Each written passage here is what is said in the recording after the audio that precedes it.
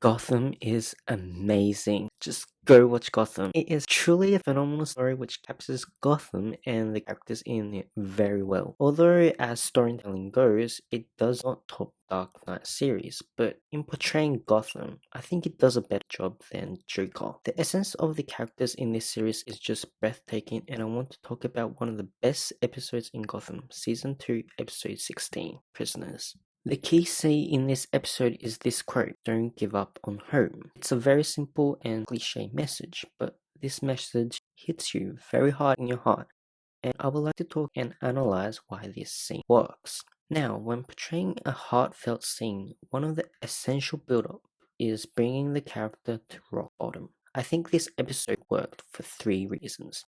Number one, visualization. It visualizes what James Gordon had to live up for the next 20 years. At the beginning of the episode, we have a montage of Jim's everyday life. Waking up, eating shit food, doing shit job, training, and then going back to sleep again. Over and over again. Only change being time.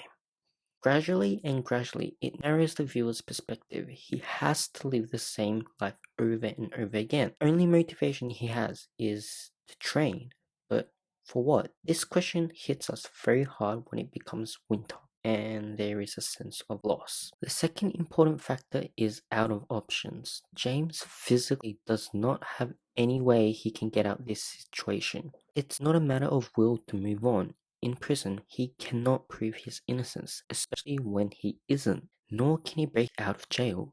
Even if he ever did, he would have to spend his rest of his life running away. This idea of having no control over the situation is emphasized when Puck gets bullied. He cannot punch his way through this, and it's suffocating. Lastly, out of hope. Lee was the only hope he had while in jail. That Lee would give birth to their child, raise them happily. That was the only motivation that pushed him forward, that he could live on. However, James found out that this is not so, and with this hope gone, he has no reason or hope to keep going on. When we've established that he has no options or control over the situation and has to deal with a recurring life that won't change, his hopes are all gone. Nothing left of his life. This is the moment when he is given this phrase, to not give up on hope. It reminds us that no matter how bad the situation may be, we should not give up on hope. This phrase works, especially because this phrase is earned. Puck, whose sister was saved by James Gordon, even though most of the people in prison loathed Gordon for putting them in prison, Puck was the only character who admired Gordon for doing what was right.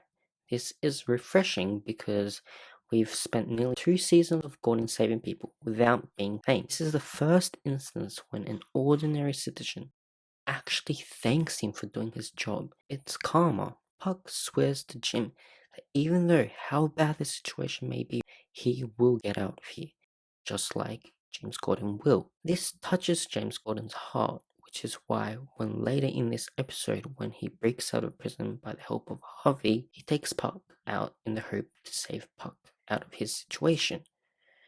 And when they finally do, Puck dies. It was shocking.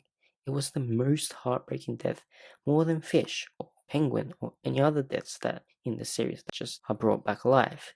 Because in the lowest point of life, it was Puck who allowed James to look straight again.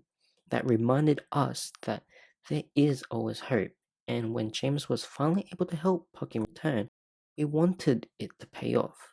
And honestly, I cried. So this scene works by applying two things. One, develop the low point in such a way that allowed the audience to not visualize any hope or options. And two, restore that hope in such a way that paid off the character's hardship that he or she has been through. And this series has tons of these character moments. Characters like Nigma, I never thought I would care about, but I do now. Alfred is my favorite character, and the relationship with Bruce and the development he has is something that I was able to appreciate. That's something that never really happened to me in the movies.